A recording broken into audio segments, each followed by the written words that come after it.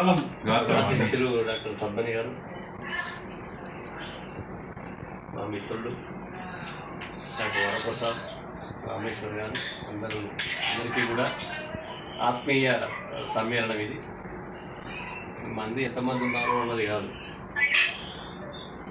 ఎటువంటి వారు ఉన్నారు అన్నది ఇంపార్టెంట్. నిన్న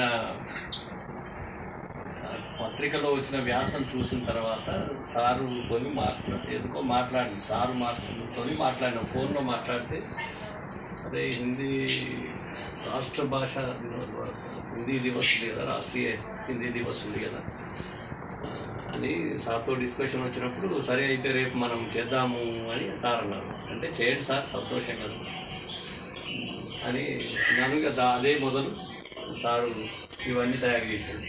మధ్యాహ్నం వరకు అయితే బ్యానర్ కూడా కట్టేసి నిజానికి స్వచ్ఛమైన హిందీ మాట్లాడడం అనేది చాలా తక్కువ మంది దగ్గర ఉంటుంది. మన దగ్గర మన హిందీ కాదు, మనదంతా నైజాం పాలనలో ఉన్న ఉర్దూ మిక్స్డ్ ఇది హైబ్రిడ్ హిందీ.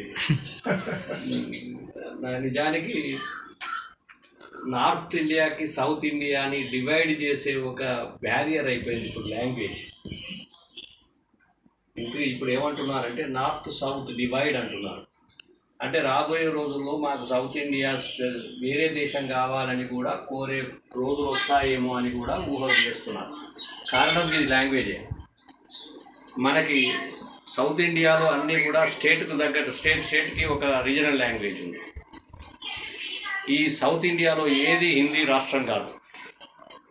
మధ్యప్రదేశ్, మహారాష్ట్ర పైన పోతేనే మళ్ళీ హిందీ బెల్ట్. ఆ నార్త్ ఇండియా హిందీ బెల్ట్ ఉండడం వల్ల, south India regional languages Dravidian culture ఉండడం వల్ల ఈ రెండింటి మధ్యలో సాంప్రదాయాల్లో కానీ వ్యవహారాల్లో కానీ చాలా డిఫరెన్స్ మనకు కనిపిస్తుంది.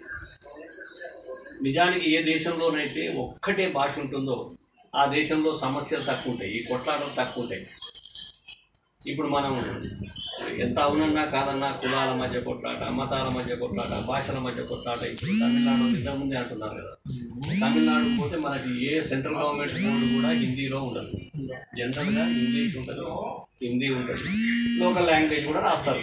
సెంట్రల్ గవర్నమెంట్ నోటీస్ బోర్డు అనేది ఆర్టిస్ట్ ఉండదు, కానీ అక్కడ హిందీ కూడా అక్కడ రాయడం వాళ్ళు అక్షరాలు చూడడానికి.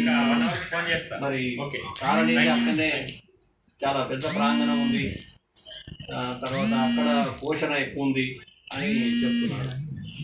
అది ఒక విచిత్రమైన కాంట్రడిక్షన్. నిజానికి మనకు రాష్ట్రం స్వతంత్రం వచ్చిన తర్వాత 10th January 1949 ఇంతకుముందు సార్ మెన్షన్ చేస్తున్నారు. 10th January 1949